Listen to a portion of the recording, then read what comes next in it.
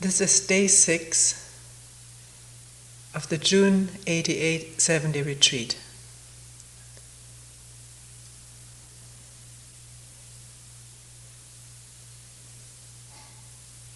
There are several questions, not just from yesterday, but from other days. We may not get to all of them, but I want to mention them all. Not all, but some of them.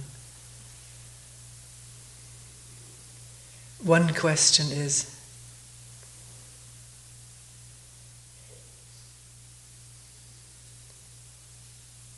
you talk about not having any goals, but isn't life itself moving toward a goal? Or isn't everything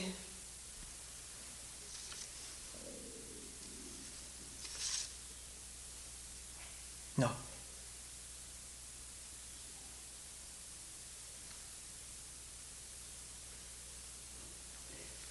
Is there anything in our life that doesn't move toward a goal? Aren't we always moving toward something?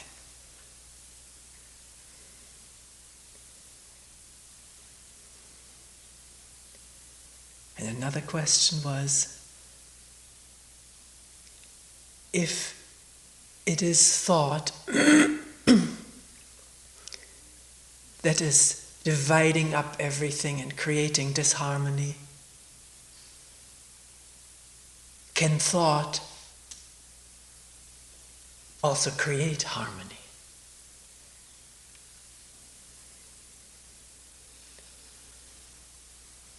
Then this question has come up since the first day.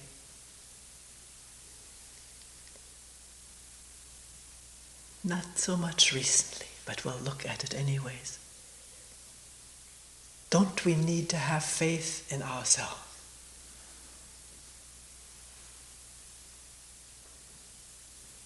And a similar question, don't we need faith in a power larger than ourselves?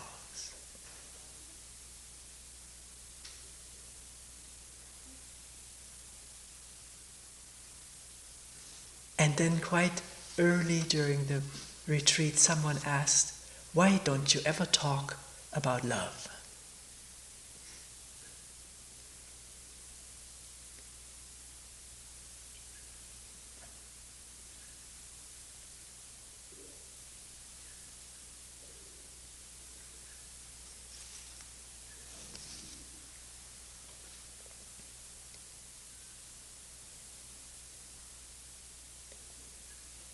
To the first question,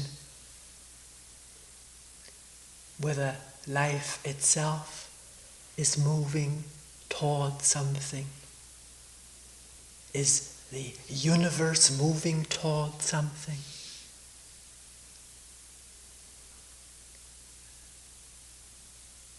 It's a very theoretical question, isn't it? We may think it does, because our thinking always moves toward something. And being so familiar with our thinking, this is projected on life itself or the universe, moving toward something. This view in physics and philosophy and religion changes according to different times, different people. We don't really know.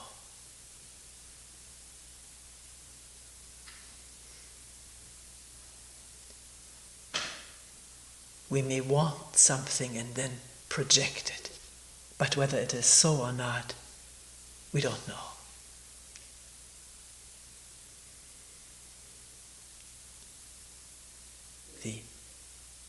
The universe or life may not be moving toward anything, even though there's movement.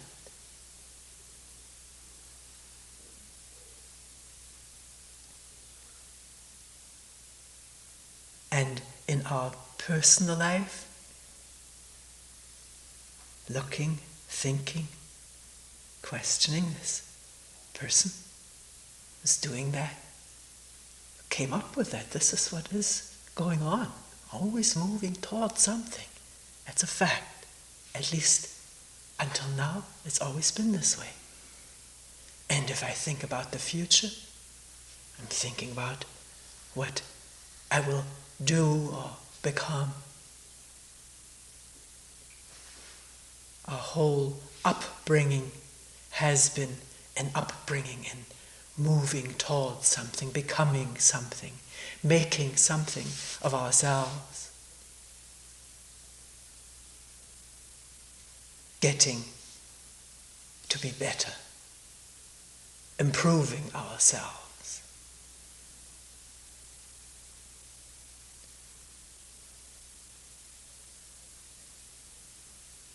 And this has been the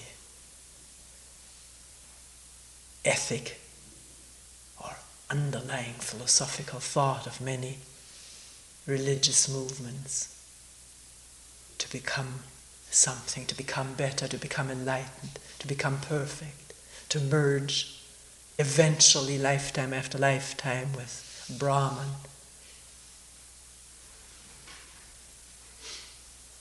reach nirvana, end up in paradise or in hell.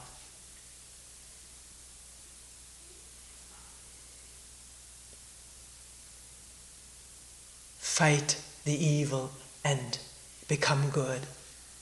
Promote the good and fight the evil.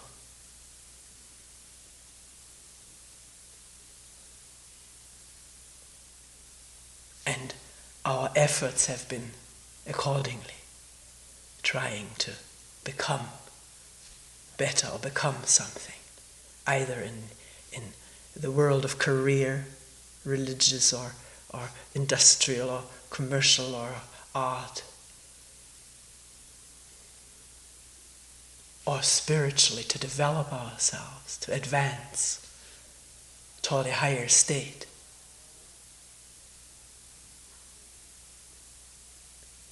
And yet if one looks factually at what is happening in our lives, personally and globally,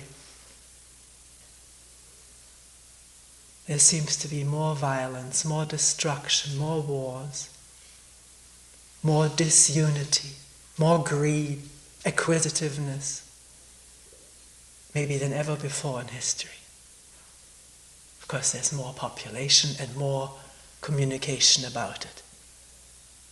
At any rate, it has not diminished.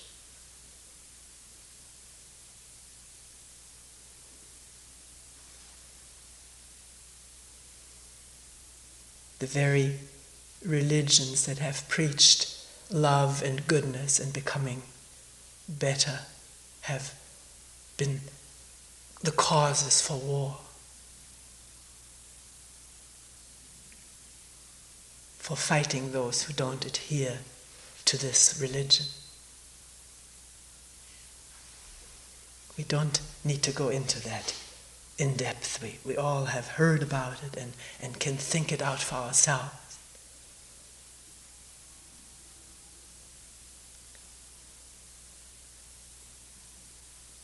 Several people have said, well, didn't you have to move toward a goal in building this building? Obviously. You had to think about building a building, conceive of the idea that it would be nice to have one and where to have it. Tremendous amount of thought, energy, planning going into that to realize that goal.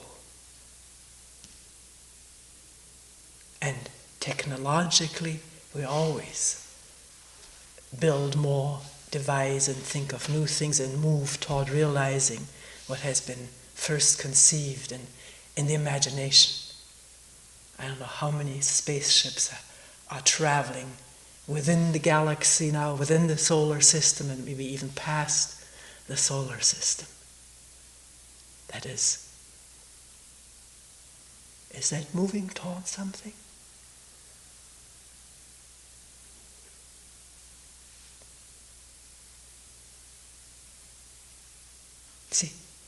We're not saying don't have any more goals. But look at goal striving. What happens if one sets a goal, what one wants to attain? If one wants to attain it badly enough, then there's just that thing in the mind, and everything is subservient to reaching that goal. If the goal is to climb a high mountain, and that goal is in the mind all the time, to get there, maybe in record time, maybe be the first one who gets up there, how can one pay attention to each footstep on the way?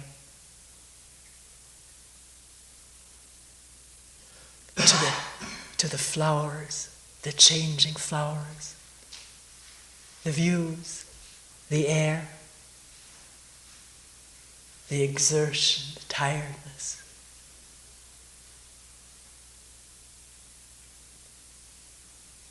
Even though we have to work unless we have enough money, we don't have to work. We need to earn money to pay rent, buy food, and so forth.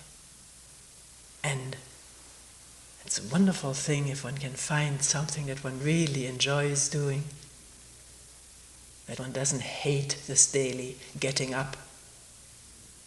With that coming the resistance, we talked about that yesterday, resistance to get out of bed because one hates one's job, and the resentment builds up.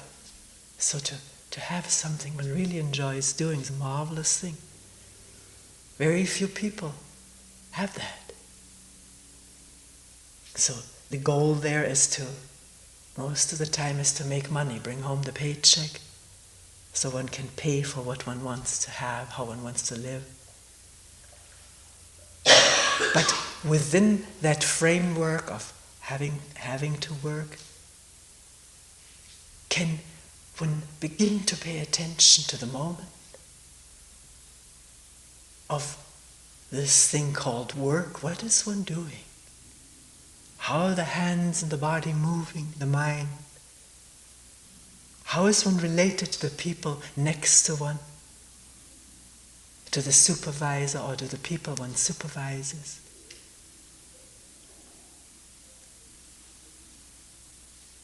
It's not just moving towards something, is it? It's being there. Is that possible?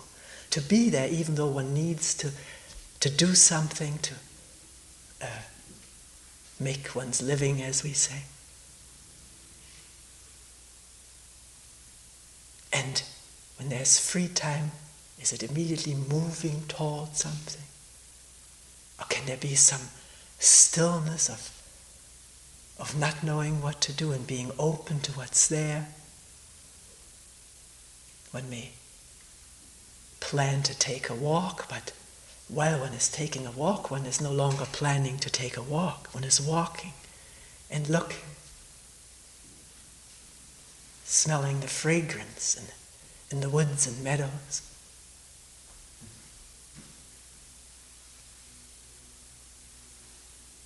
So even there are certain goals that we have to set ourselves, I guess.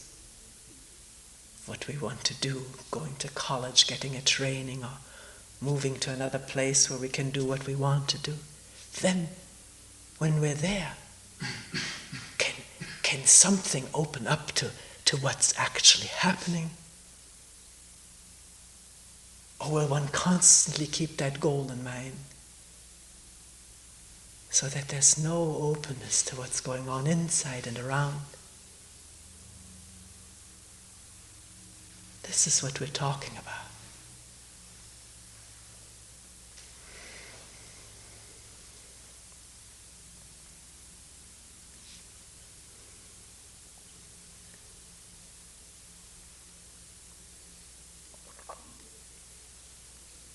To this question, if it is thought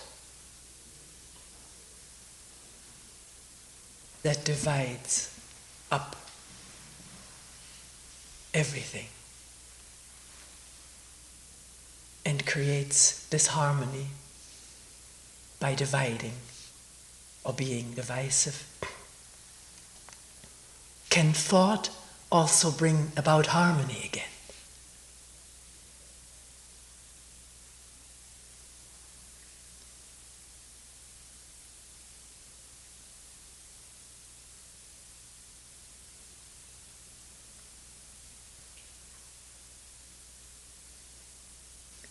One realizes already, doesn't one, that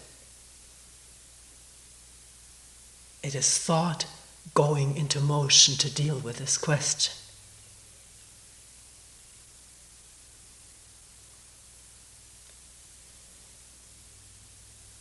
Or can there be a mixture of looking and thinking? So that thought doesn't just go off on its own, but is also tested and verified, or maybe changed by looking whether what one is thinking is actually so.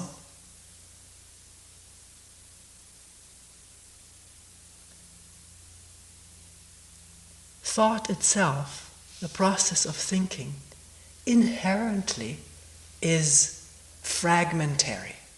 Thought itself is apart.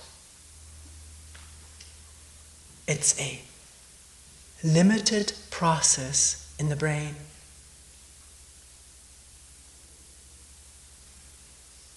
Electrochemical, neurological, material, and has all kind of descriptions for it. It is a limited process.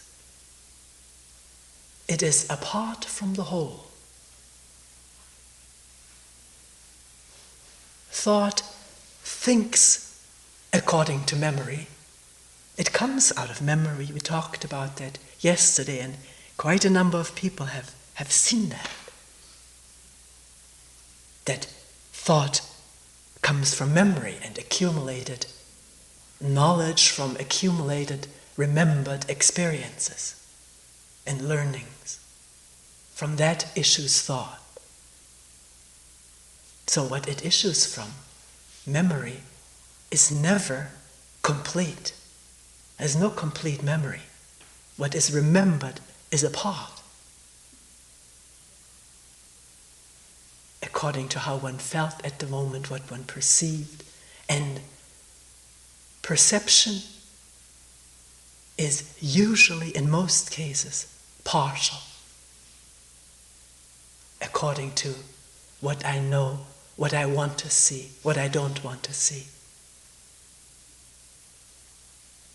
This is how we see things, look at things, according to what we want or what we're afraid to see. What we have known, we project on something that is not known, and therefore don't come in touch with what is not known. The people we remember according to whether we like them or not, what they remind us of. We have constant images of each other. That's thought. Creating an image of someone which is partial, is not that person. What that person is, one never really knows. Because we are a million different things in a million different situations. And we can also change.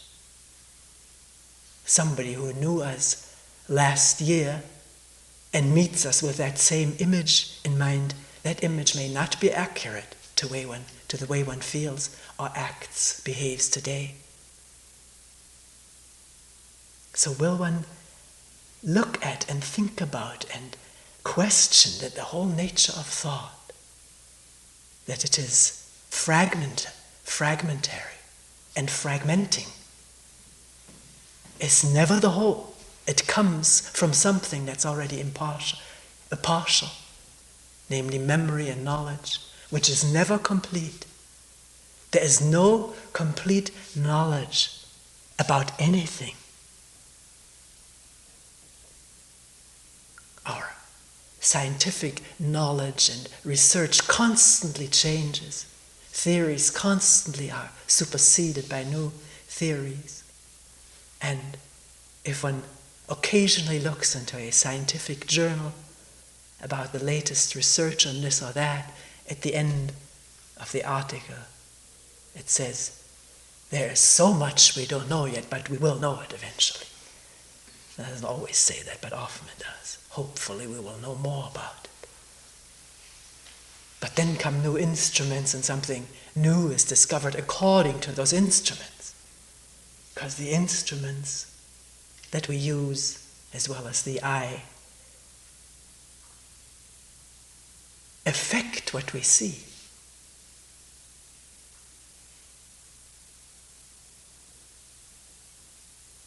The very light which is needed to look at something, at an object, affects that object. Everything is interrelated, whole, but thought abstracts from it, names it, labels it, and which is all right, it's very effective in science. And yet one needs to remain aware of that. Whether it's a piece of scientific information or an image of oneself or another, to be clear that this is abstraction and not the real thing. And that is what we forget. We live in thoughts about ourselves and each other and the world and God, or whatever we believe in, as though this was all real, as though this world of thoughts was an accurate representation of what is real, and therefore one doesn't even check. One can live in thoughts and imagination all one's life and believe that this is the real world.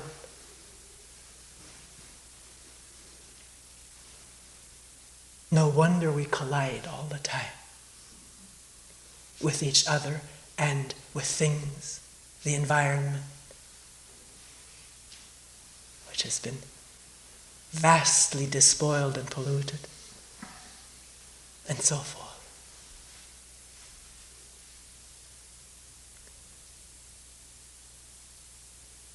So the question was, if thought fragments and creates disharmony, and we've gone into that quite a bit in the last talks about seeing oneself as a German or Russian, and with that the fragmentation and the collision,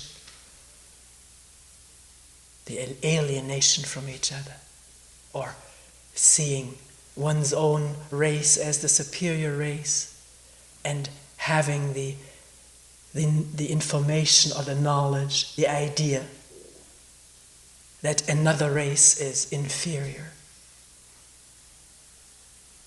That's idea. But that idea can masquerade for the truth. It does so for millions of people.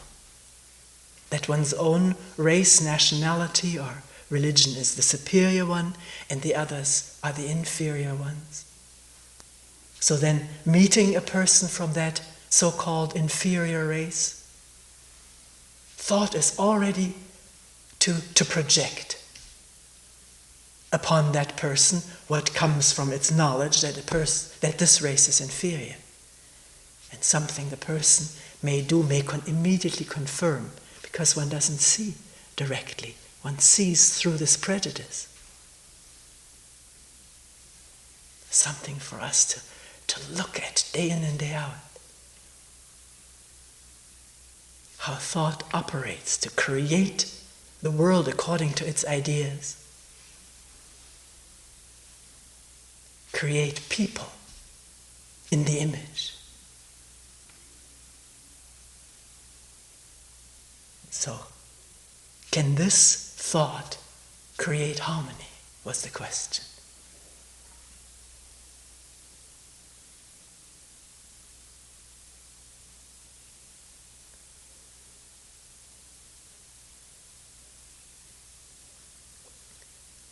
Thought can think about harmony, wholeness, equality.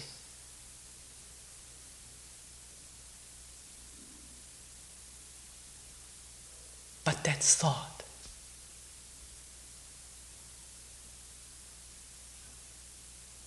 And image. the thought of wholeness or equality,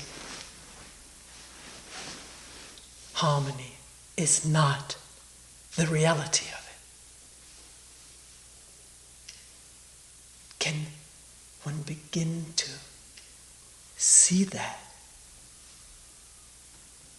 and question one's ideas and ideals, what they are? Because it is possible for thought to believe that its creations are the truth.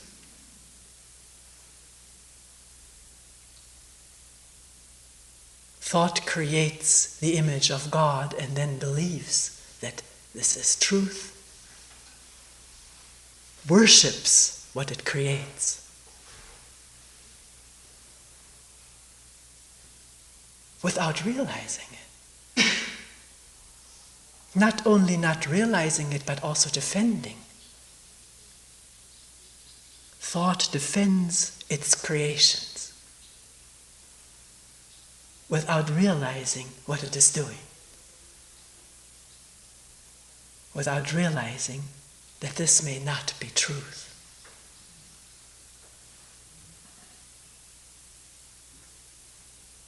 The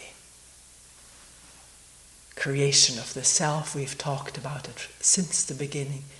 The idea that there is a permanent, separate entity within this body is a creation of thought. Images, memories, hopes, fears, desires. But thought does not see that this is its creation. It can think about it, but that's still not seeing it. And it defends this creation when there is doubt voiced about it, or when it is attacked. Yesterday we talked, or the day before we talked about defending or revenging hurt or craving flattery. We haven't talked that much about defensiveness, and we're not going to go into it very deeply right now, but everyone can observe this beautifully, how one begins to defend oneself if somebody criticizes one. It is so open to observation, but often we don't notice it because we are so ardently defending the creation of thought without seeing that it is just image that is being defended. The identification with that image and the security found in that image. And all that this image is associated with has become identified with. One's job or one's talents, one's religion, one's country.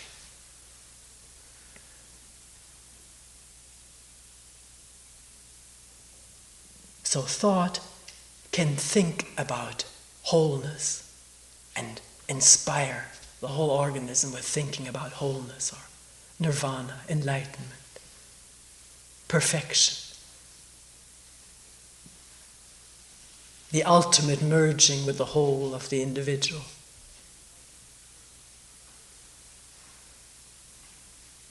But what is it really? What is wholeness? Other than an idea? Or is it only an idea? Will one see that it is an idea when it is? Can thought see that? Can thought see? Or can thought only think? Think, yes, I'm right, I may be wrong. Others are wrong. Defend or doubt, that's the activity of thought.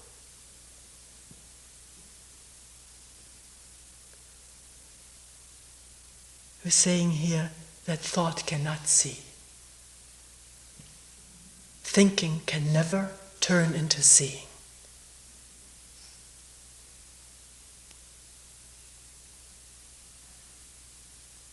a whole dilemma that thought faces in trying to think about death. And the fear that thought creates by thinking about death, by imagining what death would be like, thinking about not at the time of death losing what one is so attached to, not continuing with what we have called the story of our life, and the sadness produced by the thought that this story will not continue.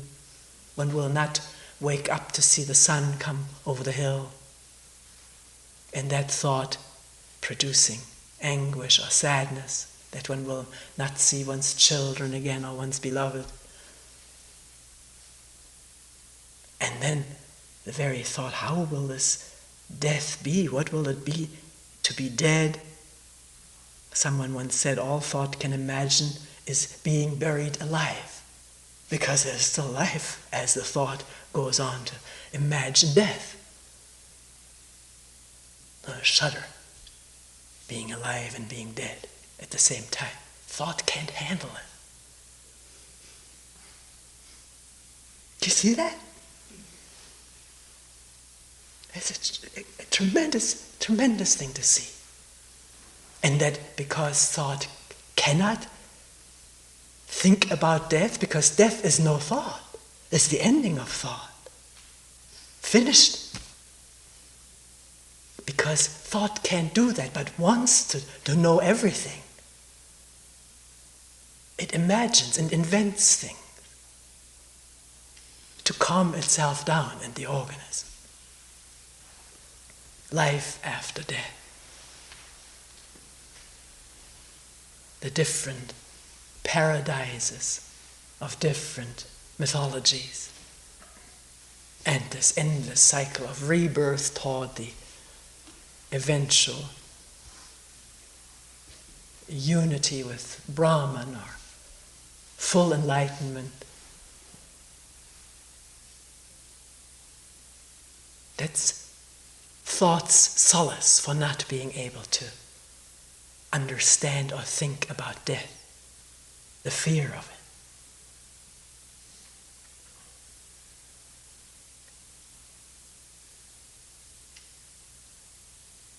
it. Another characteristic of thought is that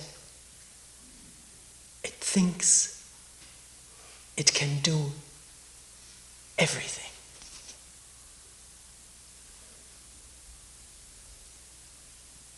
It operates that way as though it could do everything, solve every problem.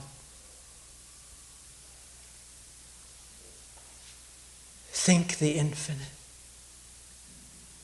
This is what we do, isn't it? The moment there's a problem, we think. This automatic response. Thinking about it. Thinking about a solution. Endlessly, over and over and over again. It's so deeply ingrained, it takes a while to become aware of that. Even of the circularity of it. There's this intrinsic conviction that thought can do anything, but it can't.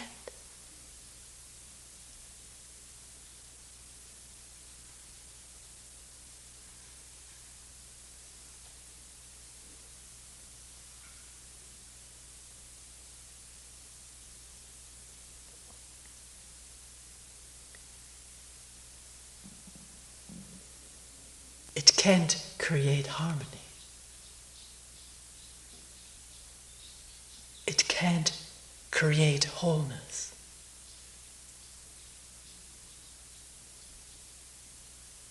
Because it's a partial response of a partial body of memory and knowledge.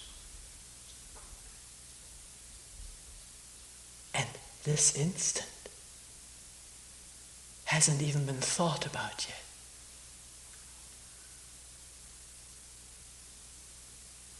Do you realize that? This instant, what is it? Before I think about it, before it becomes an abstraction according to my ingrained, conditioned ways of thinking and wanting and fearing. What is this moment? Before the first thought arises about it.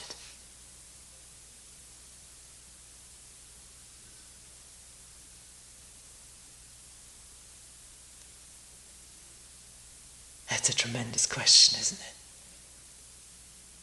And then one can see the moment one thinks, well, it's this or that, how limited that is. This moment, what is its limitation? Is there any limitation to this moment?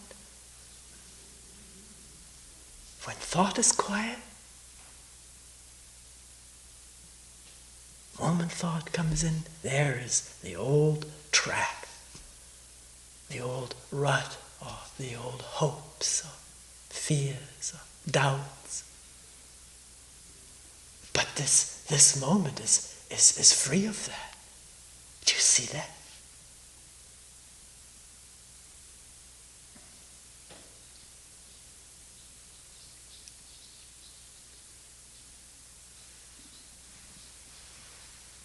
It isn't free of limitation if the feeling of self is active. I must not, I want, I'm afraid, I should, I shouldn't. Then there is no fresh moment. There's only the churning of ancient movements.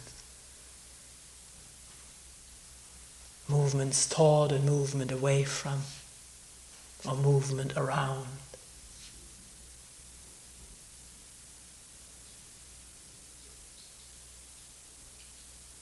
Can that be seen?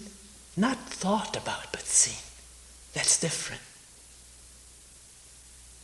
And what the difference is hard to describe.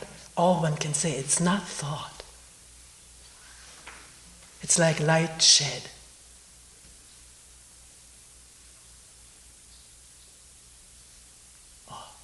The immediacy of the chit, chit, chit, chit, chit.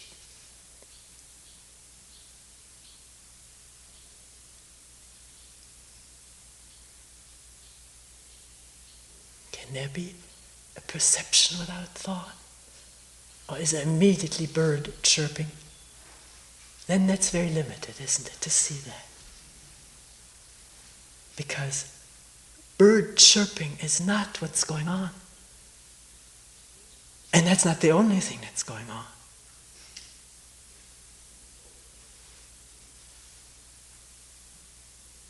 What's the whole? What's the whole thing that's going on? Do you see you can't grasp it with thought? It's futile to try.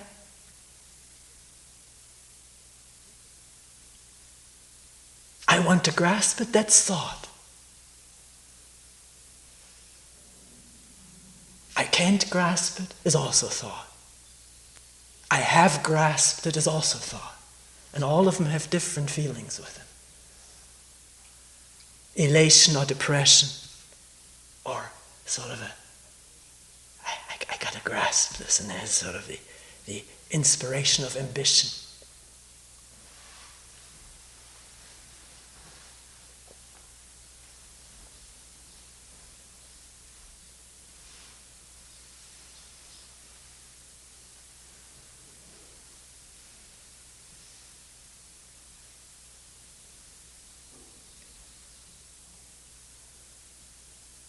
We'll leave this for the moment. I don't know if there won't be time to come back to it probably. Just briefly, do I have to have faith in myself? Do I have to have faith in some power greater than myself? Don't I have to have faith in myself, in a power greater than myself?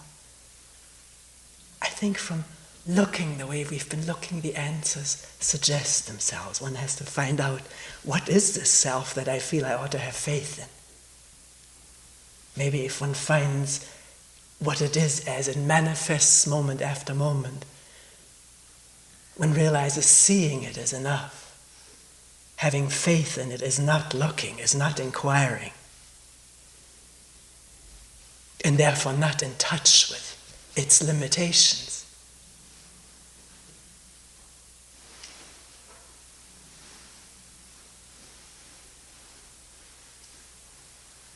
Don't I have to have faith in a power larger than myself? I think we've covered this a little bit. That's thought, that there's a power larger than myself.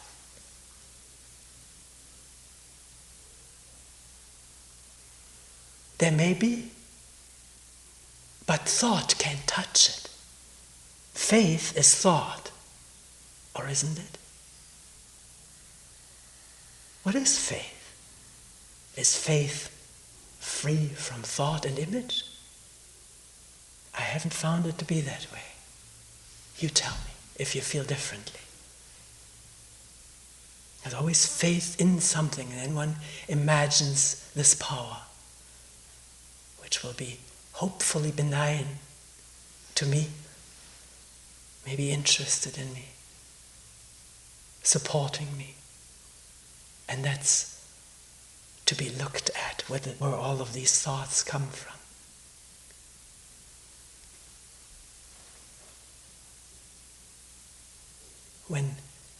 When the mind is open to look and listen, faith is in the way.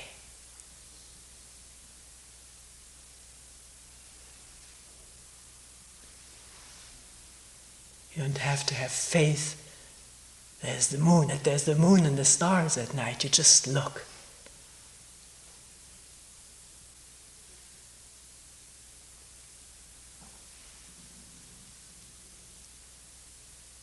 And when this self-image complex is watched and seen in all of its manifestations, in its hurts and good feelings when flattered, in its defensiveness, when that is observed and seen, and in that seeing there is dissipation of this.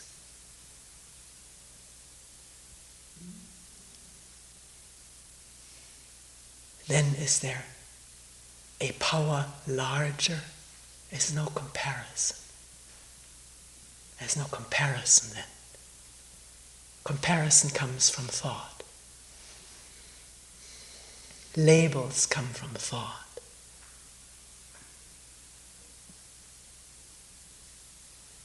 The whole of life is one indescribable movement of energy.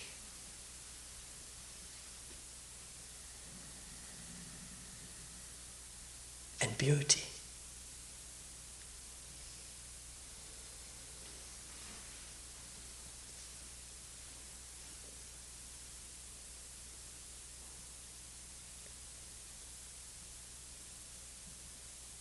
Which is not cut up when thought doesn't move.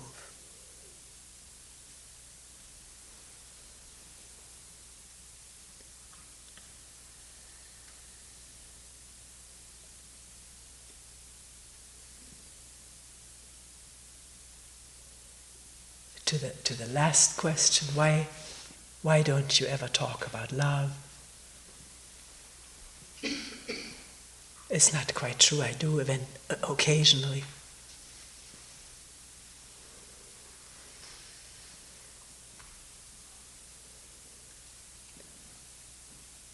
It's hard to talk about love because one doesn't really know what it is.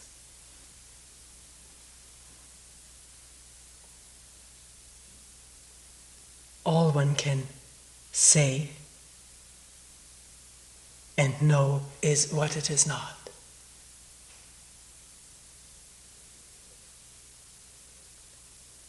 Even though poems and drama of love have elevated jealousy as a manifestation of deep, passionate love, jealousy is not love. Jealousy is jealousy. And if one really wants to find out what jealousy is, one has to drop the word. The urge to possess and own another person is not love. It's what it is.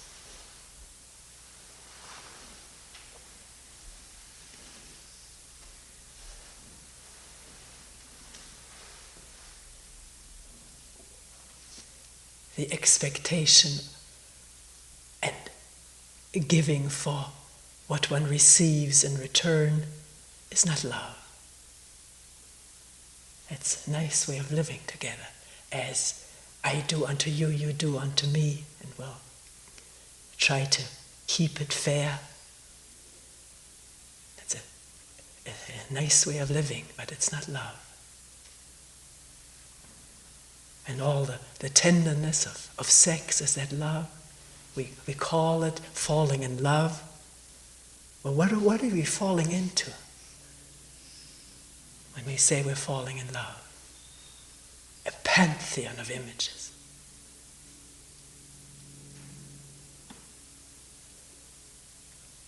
The expression to make love can't be made. It's just an expression for something. It may be very pleasurable, beautiful, and so forth. But is that love?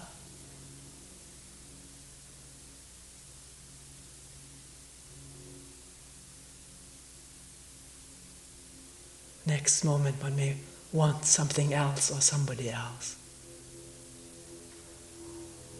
Or more. Already think of the next time. The greed of it. Is that love?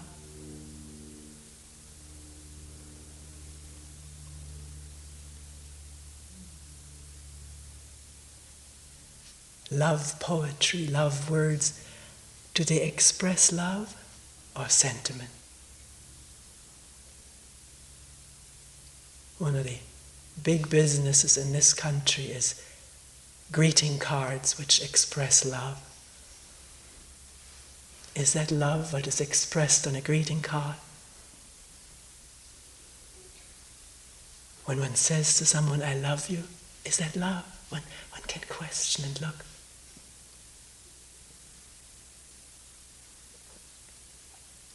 Is love anything that is divided or specific?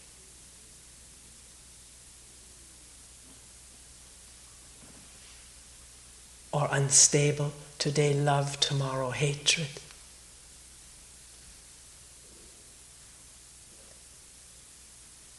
Can there be love as long as the self demands and wants and fears and needs?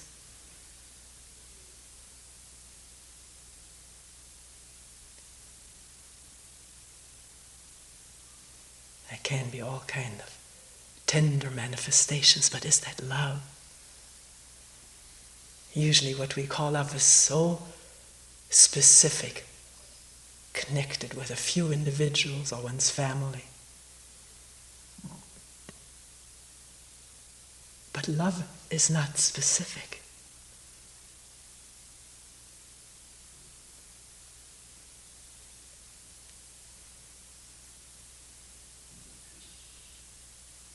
It can't be described.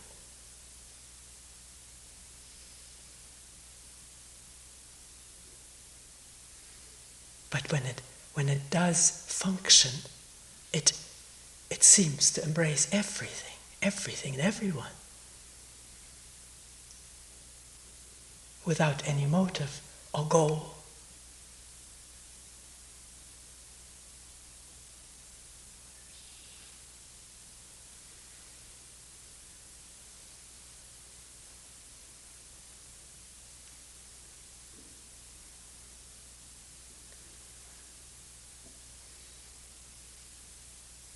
And it has no images.